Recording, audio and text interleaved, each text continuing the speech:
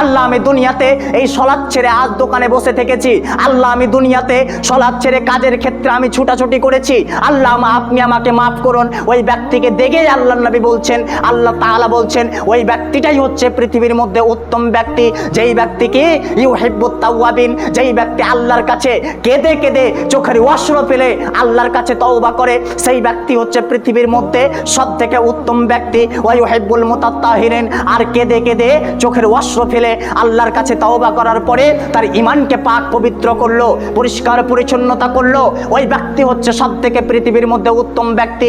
সম্মানিত উপস্থিতি, ওই রকম তাকওয়া নিয়ে আসার পরে জীবনযাপন আপনাকে করতে হবে। পৃথিবীতে যদি বেঁচে থাকার পরে জান্নাত অবলম্বন করে মরার পরে জান্নাত পেতে চান, তাহলে আপনাকে তাকওয়া অবলম্বন করতে হবে।